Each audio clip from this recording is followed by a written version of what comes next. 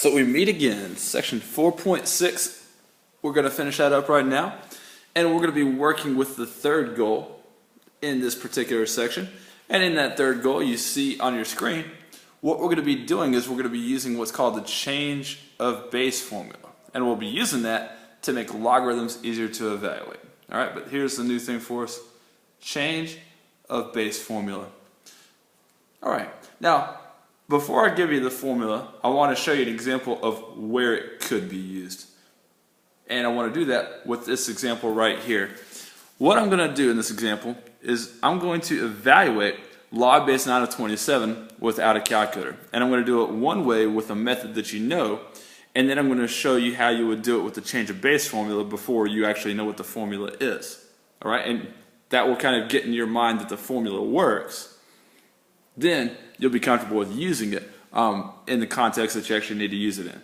All right, log base 9 of 27 without a calculator.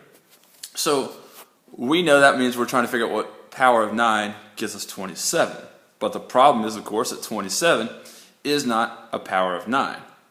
However, 9 and 27 are both powers of 3, aren't they? They're both powers of the same number. And we're going to take advantage of that fact. One of the things that I'm going to do is I'm going to go ahead and say that log base 9 of 27 is equal to some variable. Let's just say it's equal to x, of course.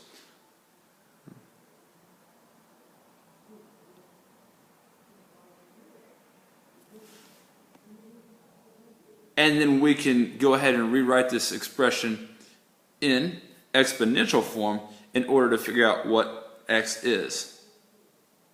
So we can say 9 to the x power equals 27, and then we'll use that old strategy where we rewrite both sides as powers of the same base. And that means then that you're going to have 2x equal to 3.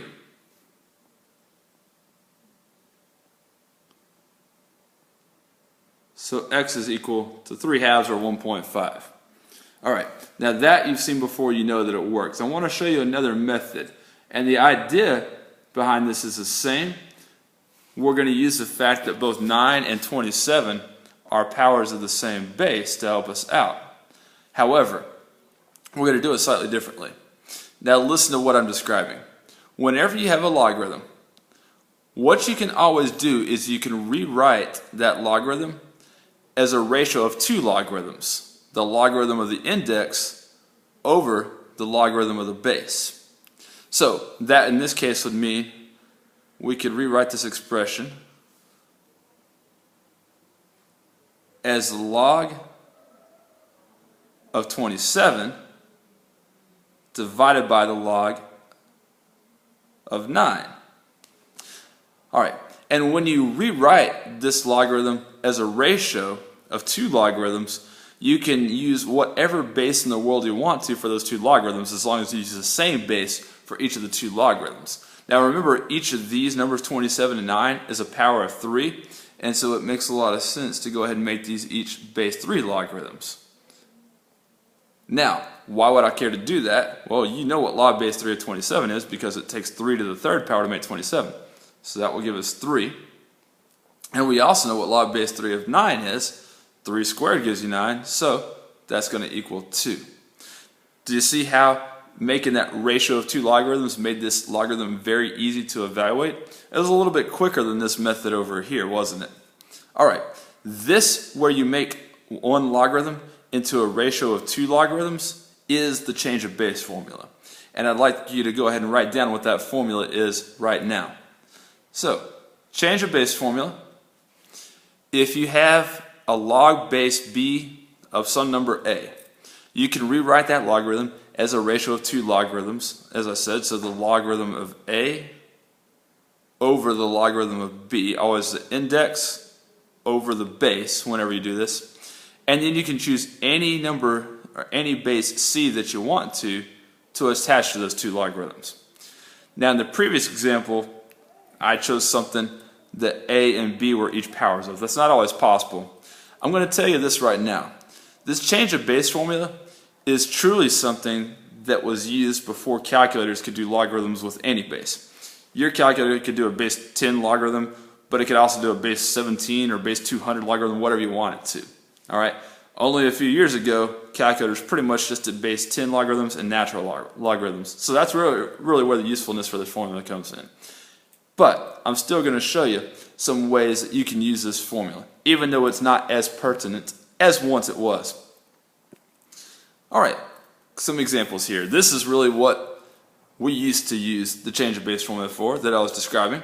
It was to be able to evaluate logarithmic expressions that you couldn't otherwise evaluate. For instance, you have no idea what power of 5 gives you 212. You could estimate it, but you don't have a way of just knowing what that is without a calculator, and not all calculators can do base 5 logarithms. But we can, if we want to, rewrite that logarithm as a ratio of 2 logarithms with any base that we choose. And typically, in order to help calculators, we would always make them base 10 logarithms, because your calculator does base 10 logarithms. Okay, now one more thing I want to accomplish while we're in this video, because I want you to know the difference between what you can do with a calculator and what you can do without a calculator. If I ever tell you to use the change of base formula to evaluate an expression and you're not allowed to use your calculator, this is as far as you're going to get with it, is making a ratio of 2 logarithms. All right, but if you are permitted to use your calculator, then you can go ahead and type those two things into your calculator and go ahead and figure out what that ratio is to the nearest 3 significant figures, right? We always round to 3 significant figures if we're not told otherwise. So type in log 212 divided by log 5 on your calculator. And to 3 significant figures, that's going to give you about 3.33. All right, now just to drill a point home, the fact that you could choose any base when you make a ratio of 2 logarithms, I want you to type this into your calculator as well. ln of 212 divided by ln of 5. All right, gives you the same thing, doesn't it? Didn't matter if we chose base 10 for both these logarithms or whether we chose base e, as long as we made a ratio of logarithms with the index over the base. All right, you can go and do that with log 21 of 0.4.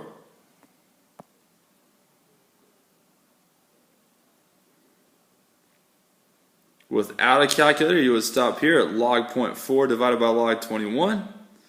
With a calculator, you would go on and say that that is the same as, or rather approximately, negative 0.301. Easy, right? Okay, a couple slightly more difficult problems here, kind of related to some of the ones we did with properties of logarithms earlier in this particular section, right? What I have here are 2 logarithms that are kind of defined for us. We're going to say that some value x is equal to log base a of 4, and that some value y is equal to log base a of 10. And what we're going to do is we're going to take some logarithmic expressions and we're going to try to rewrite them in terms of those values x and y.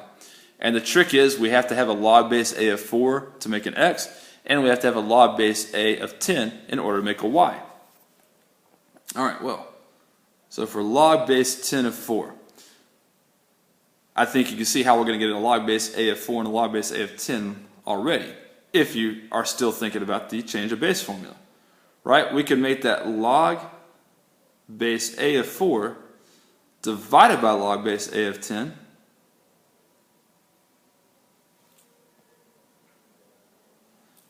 all right, and then simply that's going to end up being x, because that's what log base a of 4 is defined as in this problem, divided by y.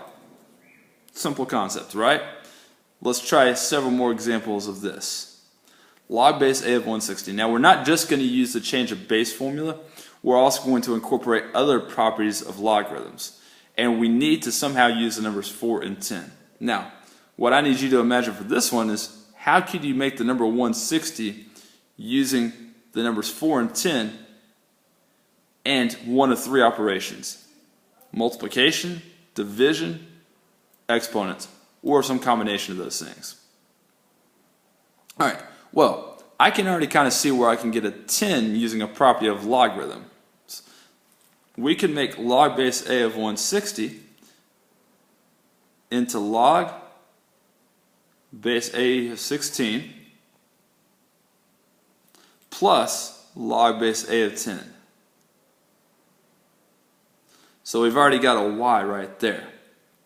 Now I'm going to think about what can I do with this log base A of 16 so that it only uses a log of 4 or a log of 10. And if you realize then that log 16, well, 16 is just 4 to the second power, isn't it? So we could think of that then as being 2 log base A of 4, right? Plus log base A of 10.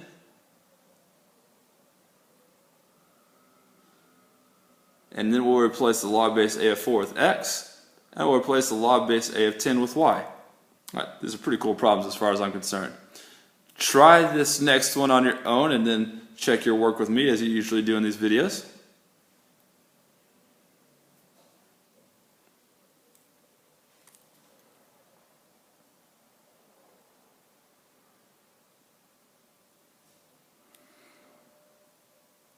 Alright, two things I want you to notice here.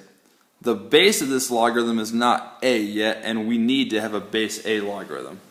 And this 100 is not a 10 or a 4, but it could be easily written using one of those numbers.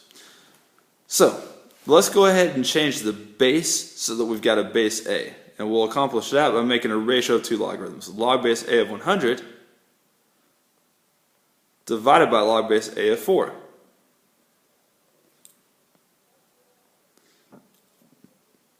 Alright, now our denominator here is good. We're going to be able to replace that with x momentarily. In the numerator, we still got to make this a log base a of 10 or a log base a of 4 somehow. Now we'll use the same little trick we did in the last one at some point. Isn't 110 squared? So we can make the numerator into 2 log base a of 10. And we'll have that over log base a of 4 still. And we've gotten to the point where we can substitute the values x and y into there. That would be 2y divided by x. Alright, one more for you to try. Go ahead, see what you can do on your own. Then we'll come back and I'll show you what the solution is.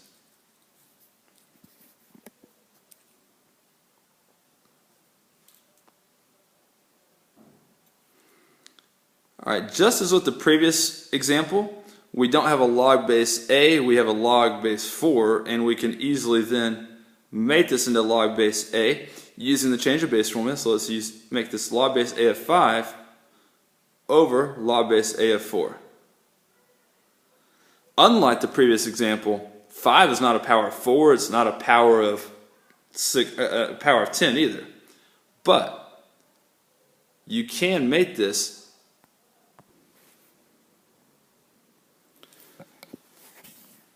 into something else if you'll use the quotient property this time. Isn't 5 10 divided by 2? So we could rewrite that numerator as log base a of 10 minus log base a of 2.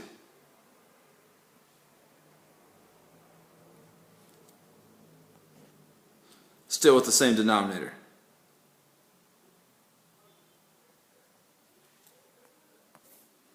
Alright, I got one more little trick up my sleeve with this, because now we have a log base a of 10, that's good. We've got a log base a of 4, that's good. But here we have a log base a of 2.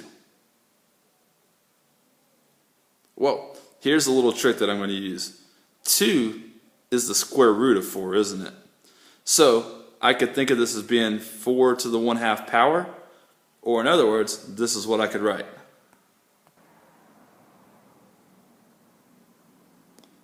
Log base a of 10 minus 1/2 log base a of 4 over log base a of 4.